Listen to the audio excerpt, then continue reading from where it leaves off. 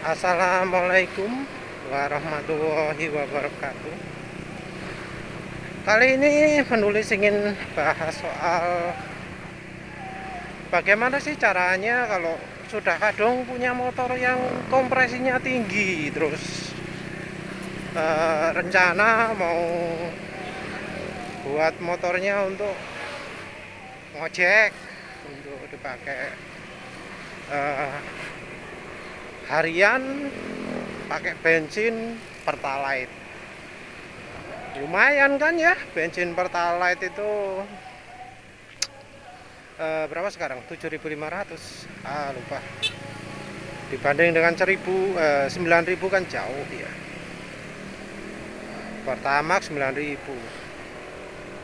Ngirit bisa ngirit banyak. Kan apa? Namanya juga motor kompresi tinggi ya. Lalu dikasih premium aja sampai bunyi tak tak tak tak gitu kok.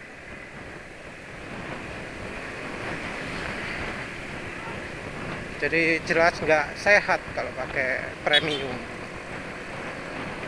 Terus beberapa kali juga penulis sering ditanya, ini motor saya ini kalau mau ngojek awet oli apa ya? Gitu.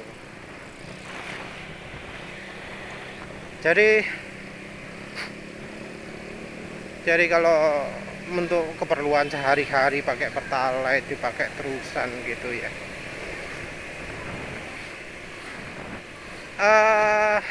Kalau penulis sendiri sih moh ya, pakai Pertalite itu bukan soal oktan. Kalau soal apa pakai oktan bensin oktan rendah, penulis sendiri no problem. Soalnya ya penulis pernah ya terusan pakai premium, no problem tuh. Kecepatan tinggi masih oke, kecepatan rendah masih oke. Ya mungkin juga karena penulis pakai pro kapasitor atau pro power coil ya. Yang jelas ini NMAX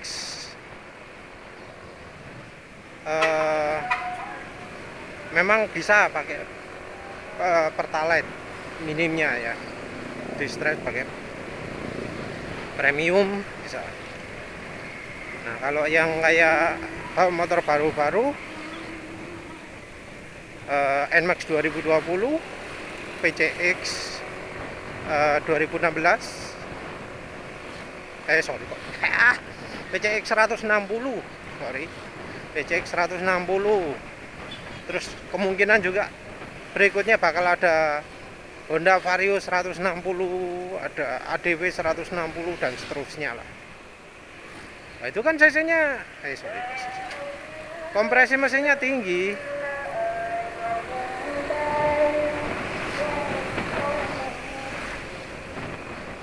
Kalau pakai Pertalite terus lah gimana?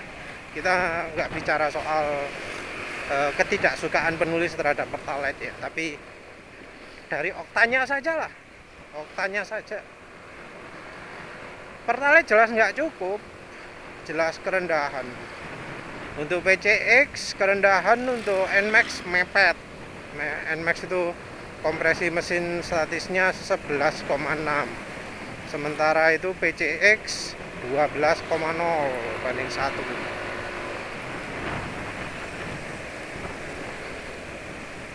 Tinggi kompresinya.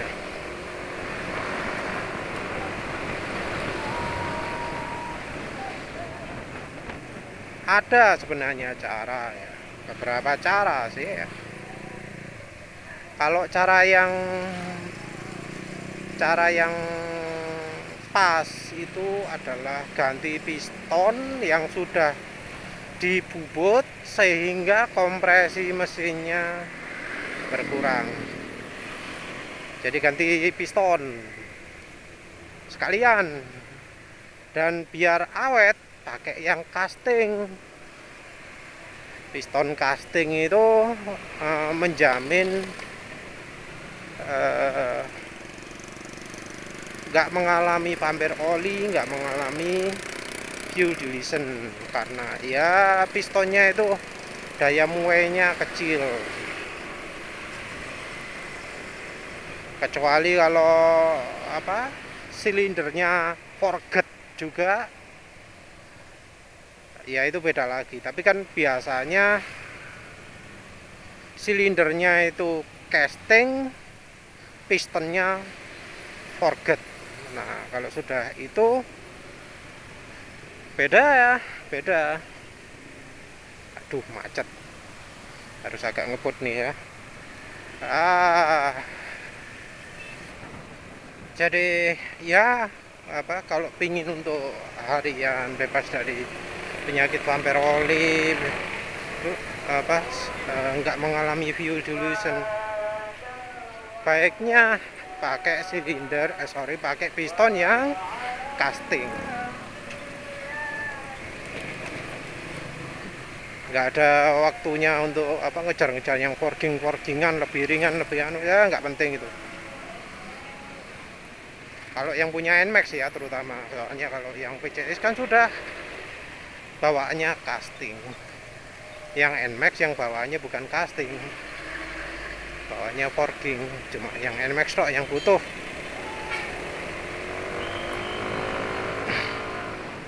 Tapi seandainya nggak ganti piston bisa nggak? Bisa. Pakai teknik yang biasa diterapkan di modif-modif kalau apa kompresinya terlalu besar. Caranya apa? Cuma tinggal nambah sealnya tok.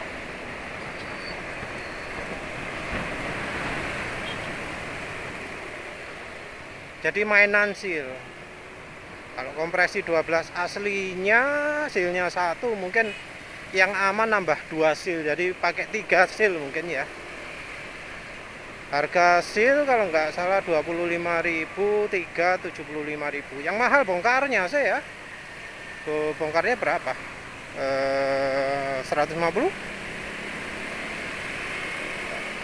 Nggak tahu lah ya. Anggap aja biaya bongkarnya 150.000.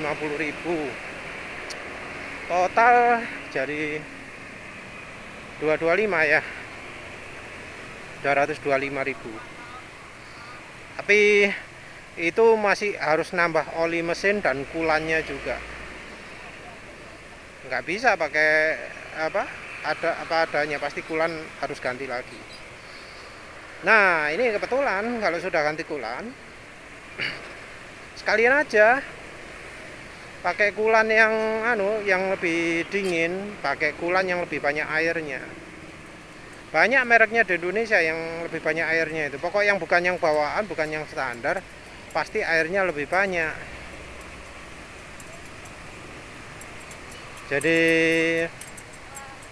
Jadi misalnya ya Preston itu 70% air. Kulan Pertamina itu juga 70% air. Ya segampang lah ya, pokok cari yang 70% itu, tinggal baca aja detailnya gimana. Merek-merek lain, Megacool pun atau merek Preston, merek apa lagi sih kulan itu, Jumbo, merek Top One, macam-macam kulan itu pasti menyediakan juga yang 70% air. Biasanya sih disediakan untuk mobil cc besar.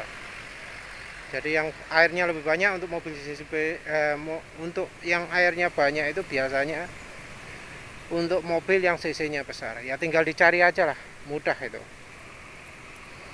Kemudian soal kulan sudah, olinya.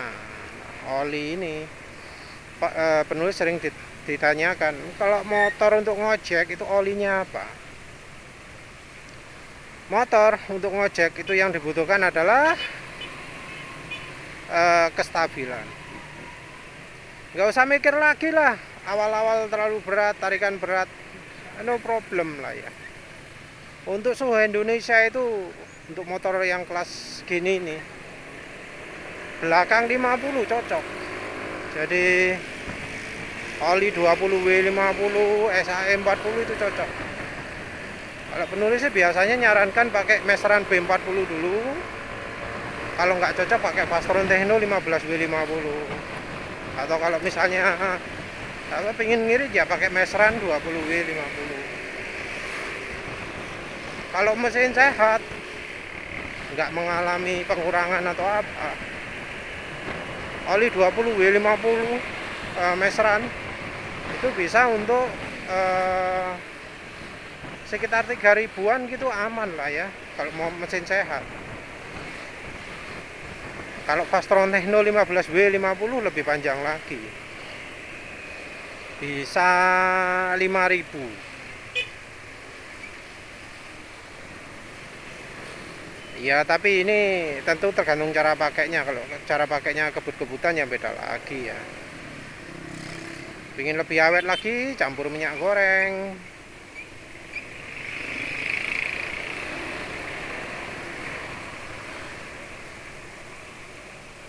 Pakai minyak goreng biasanya lebih awet.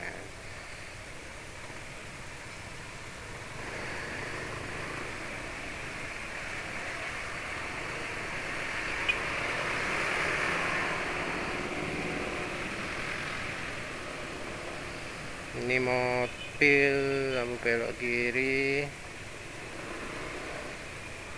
Wah, nggak ngasih tanda.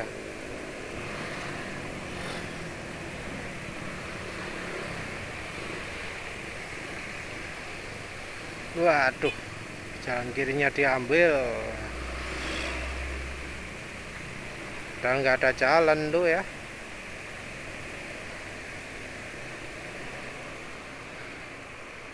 Ada untungnya pakai oli kental itu. Mungkin anggap nggak sesuai rekomendasi pabrik. Sih, entahlah. Pabriknya sendiri ngerekomendasinya gimana loh? Sesuai nggak dengan kebutuhan Indonesia? Kalau menurut penulis sih nggak sesuai.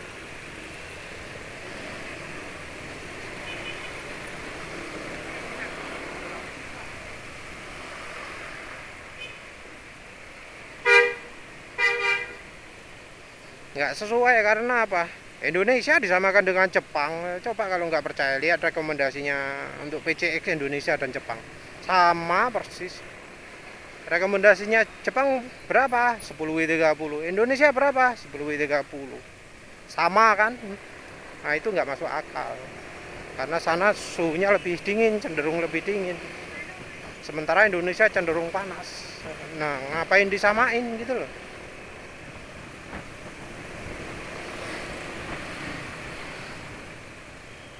Kalau yang coolant tadi tujuannya adalah biar mesin lebih dingin, jarang overheat. Nah kalau yang oli ini tujuannya apa? Olinya nggak terlalu encer pada waktu dipakai di panas-panas gitu.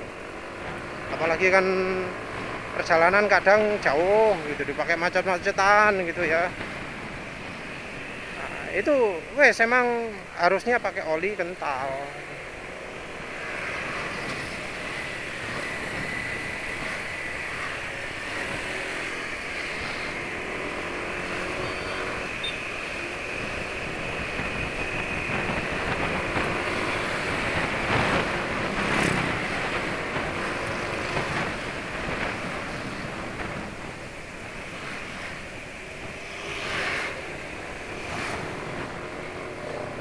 Ya apa ya, eh banyak orang yang mengeluh nggak cocok pabrikan, faktanya lah ya, orang sendiri kalau ganti oli periodenya apa mengikuti rekomendasi pabrikan? Kan enggak. Mana ada yang ganti oli 4.000 km nuruti pabrikan? Kan enggak ada. Itu artinya rekomendasi pabrikan itu bodoh. Nah kalau sudah bodoh ya ngapain dituruti?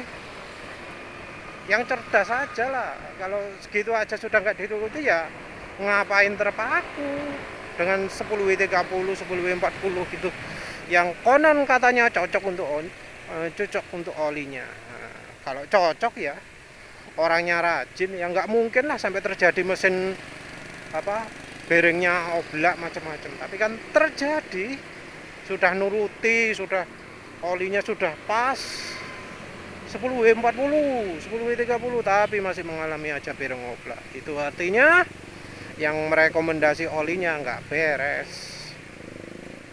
Kan katanya pingin awet toh, awet nggak perlu yang kayak gitu-gitu. nggak perlu nuruti rekomendasi pabrikan, bisa lebih awet ya. Kalau ada yang nakut-nakuti mesin sekarang rapat gitu ya, itu kan mobil, jangan disamakan. Kalau motor ya levelnya jauh toh di bawahnya mobil. Mesin rapat-rapat gimana? Apa bisa buktikan mesinnya motor sekarang lebih rapat?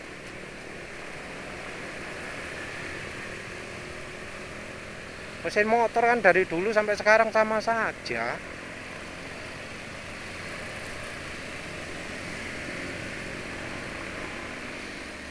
Kalau toleransi silinder itu hubungannya dengan ya apa? Pistonnya ya, piston forking, piston casting.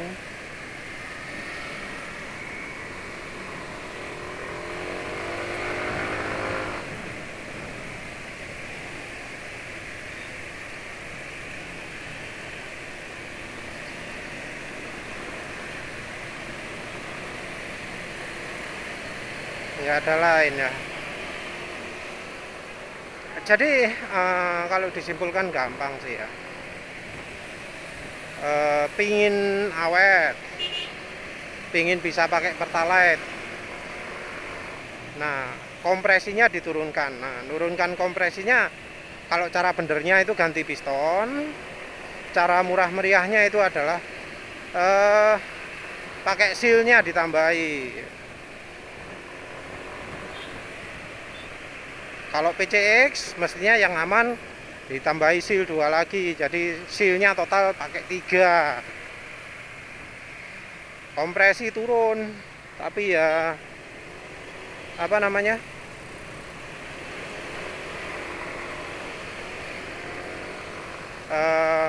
aman pakai pertalite, jadi nggak ribet lagi lah ya. Pulan juga pakai yang lebih encer. Kalau misalnya nggak bongkar-bongkar gitu, ya tinggal tambahi air aja, cukup.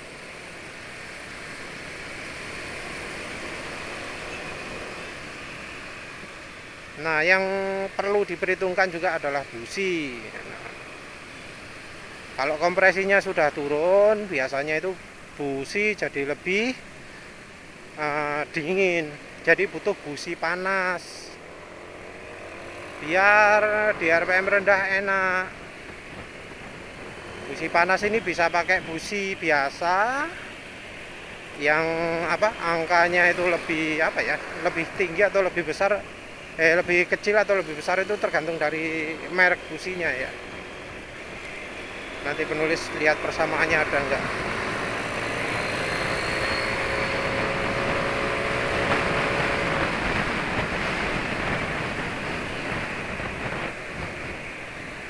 Mungkin bisa dicoba juga pakai busi iridium, tapi yang penting adalah busi dengan heat range yang luas ya, yang dengan jangkauan panas, jangkauan temperatur yang lebih lebar dari yang standar, biasanya disebut ya,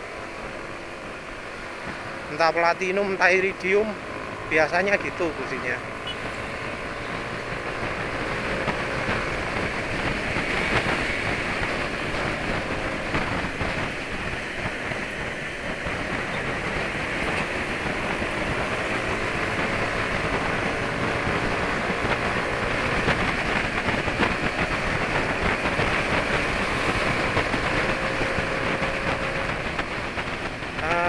Lagi ya, kompresi wes itu sih yang penting adalah kalau pakai pertalite usahakan cepat habis. Jadi ngisi bensin itu kalau bisa ya dihabiskan dulu yang lama sampai mau habis, baru pakai yang baru diisi lagi bensinnya. Jadi jangan full tank terus nggak nunggu habis, usahakan habis dulu. Ya salah jalan deh.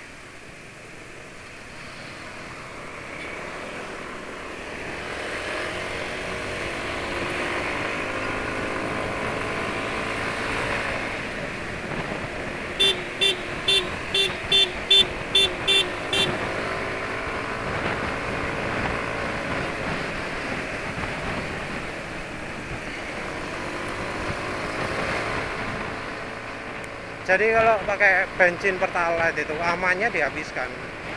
Karena penulis curiga ya, pertalite itu banyak kandungan nabatinya. Kalau kandungan nabatinya banyak itu cirinya apa? Bensinnya cepat rusak, cepat terurai. Kalau cepat terurai itu apa yang terjadi? Muncul air dalam tangki. Jadi untuk amannya pertalite itu pakainya hampir habis baru diisi. Jangan apa? Masih pakai separuh atau seperempat isi lagi, seperempat isi lagi. Usahakan sampai habis.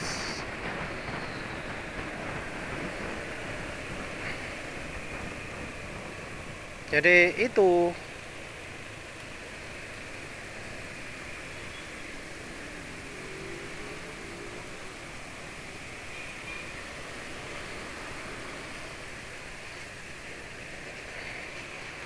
Terus kalau untuk harian itu yang sering kalah itu apa ya? Kalau pakainya kalem-kalem, yang sering habis itu kan mungkin rem. Kalau rem, kampas rem ya mau bagaimana lagi ya? Pakai ori itu sudah lebih dari cukup. Kalau mau lebih awet lagi ya silakan coba yang racing. Silakan dipertimbangkan sendiri lah. Yang jelas kalau yang ori pun kurang pakem ya pakai yang pakai yang aftermarket.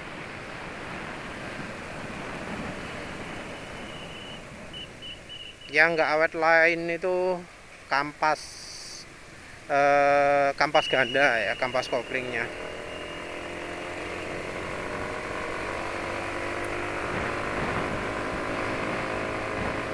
Nah kalau kampas ganda ini ya speknya jangan pakai yang ori lah ya, cari yang aftermarket aja, yang merek terkenal gitu, harga kan beda sedikit, terutama yang Honda ya, yang PCX 150. kayak PCX 160 penulis nggak pernah dengar ada kabar gredek masih ya, jadi sudah cukup bagus rupanya kampasnya.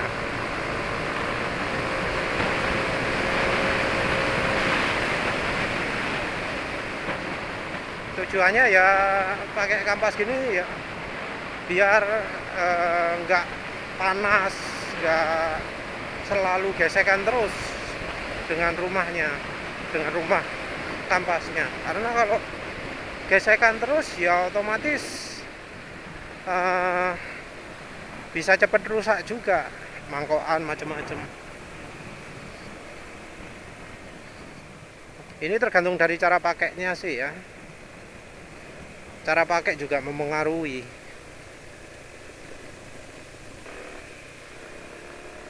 Nah yang penulis masuk dengan cara pakai itu adalah kalau ngegas awal jangan langsung pol, halus dulu, sudah gigit baru dipolkan. Jadi awal-awal puter gas itu dikit banget, sampai RPM naik, sampai kecepatan naik, baru di gaspol. Kalau kebiasaan dari awal langsung gaspol, mulai dari 0 langsung 100 gasnya, dari 0% sampai 100%, nah itu yang bikin cepat rusak kampas koplingnya, cepat aus kampas koplingnya, cepat mengalami gredek dan ya macam-macam masalah ya yang berhubungan dengan ausnya kampas.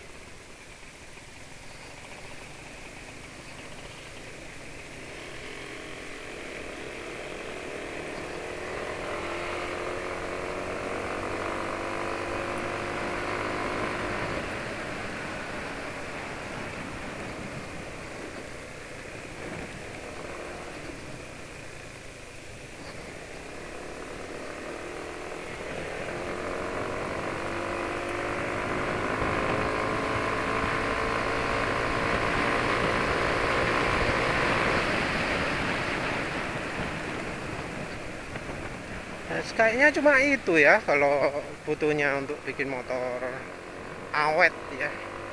Oh ya, soal suspensi kan sering jeduk toh. Nah jeduk itu sebenarnya ngerusak banyak hal ya. Yang pertama suspensi cepat rusak, yang kedua ya penumpang nggak nyaman, joknya jadi cepat cepet kempos ya. Belum lagi kalau soal jalan nggak rata gitu ya, itu bakal bodi juga kena getaran kan. Kalau mau irit-irit ya, suspensi masih baru-baru nyisnya itu langsung tukar deh sama DBS.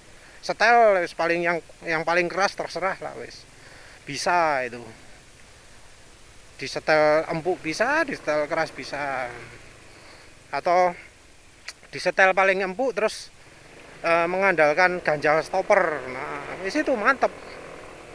Penulis sekarang setelannya kira-kira 4 mm preloadnya, terus pakai ganjal stopper 1 kiri kanan ya. Itu wes enak dibuat boncengan, nggak mentok. Kalau ingin lebih mantap lagi, kasih 2 ganjal stoppernya, itu pasti lebih mantap lagi, nggak akan makin nggak mudah mentok lagi.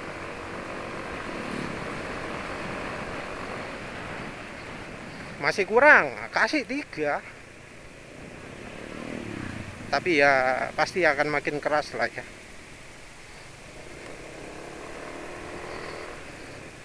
Apa lagi kalau untuk ngojek itu biasanya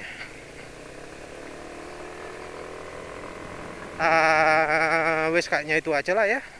Ban, kalau ban ya ban orisinil itu biasanya dipilihkan yang awet sama pabrikan, nggak ngegrip tapi awet. Kalau pengen lebih enak lagi ya cari ban yang bisa untuk seluruh musim, yang untuk hujan-hujan juga enak. Cari komponnya yang keras, tapi ya wis lah itu aja ya. Jangan lupa kalau sering boncengan gitu, tekanan angin jangan sampai sering berkurang, karena kalau kurang ban itu jadi cepat rusak. Selain itu juga boros dan berat ya. Ya wis begitu saja, terima kasih sudah menonton. Assalamualaikum warahmatullahi wabarakatuh.